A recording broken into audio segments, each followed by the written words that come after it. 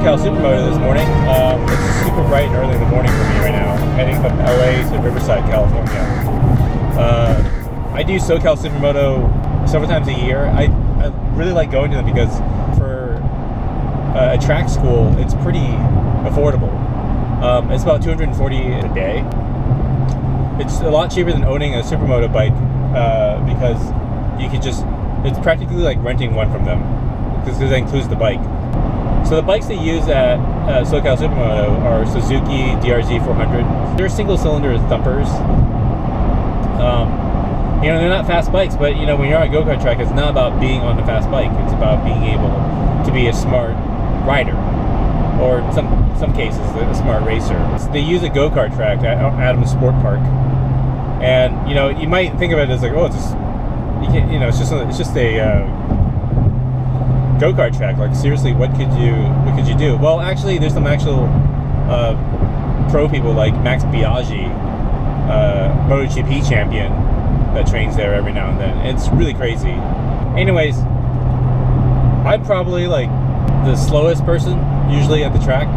This is why I can never be a racer. I just don't have it in me to race at all. But I love motorcycles, and I feel like Supermoto is a really great way to get your skills up in general. So the story of Supermoto is basically, it was a type of motorcycle racing that came really popular in the 70s. And the whole idea was that it was the type of race that would combine multiple sorts of disciplines in motorcycle racing. You have a little bit of flat track, you have a little bit of road racing, and you have a little bit of dirt. In this case, each lap at Adams Sport Park, it's about, I'd say about 80%, actually like, yeah, 80% asphalt and 20% dirt. And that's the track. So you go 80% on the asphalt, and then you'll switch over to a dirt section, a small dirt section. You know, it's not like crazy, you know. The dirt section's got like a couple of tabletops. You can do like a couple quick little jumps. But the whole point is the whole time we're doing this on road tires.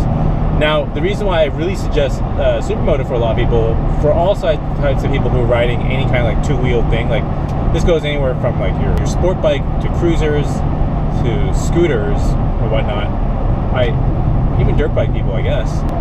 It's really about riding your vehicle in multiple different types of traction environment and how to handle that safely. And this is like, these skills totally translate to the street.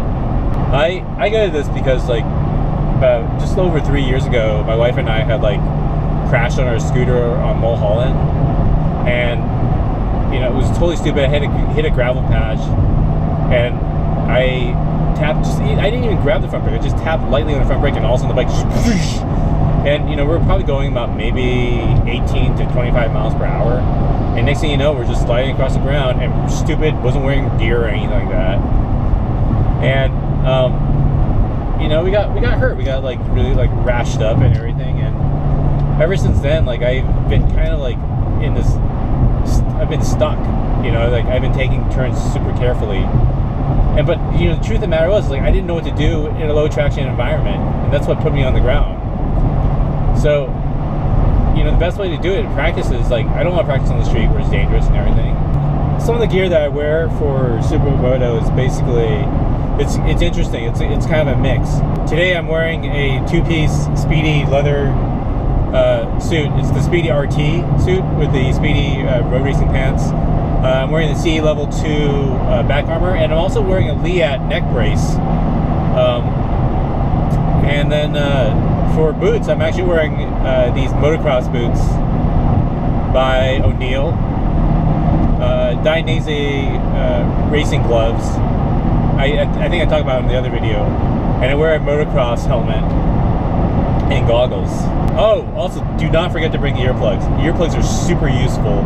A lot of things people just kind of take for granted is actually your hearing is, when you're out on a motorcycle, things are super loud, and when you're surrounded by like 10 other motorcycles, especially on a track day, I mean, like your ears, you can go pretty deaf by the end of the day. It's on 15 minutes off, rotating with the go-karts. They might have additional go-karts, kids' rooms. They have their live race. So here we are, everybody, at Socal Supermoto.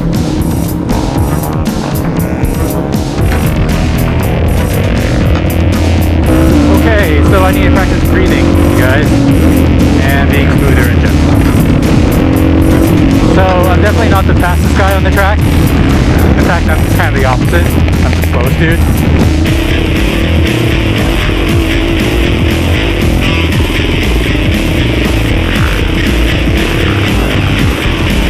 Oh, I love that.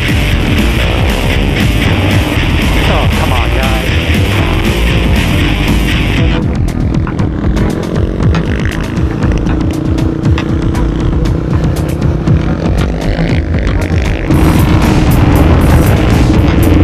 Take this in third.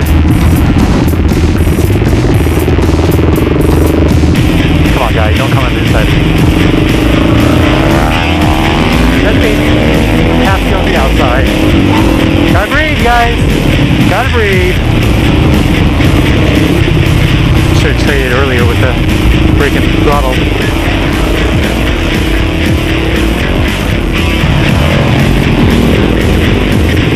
Okay, fly here.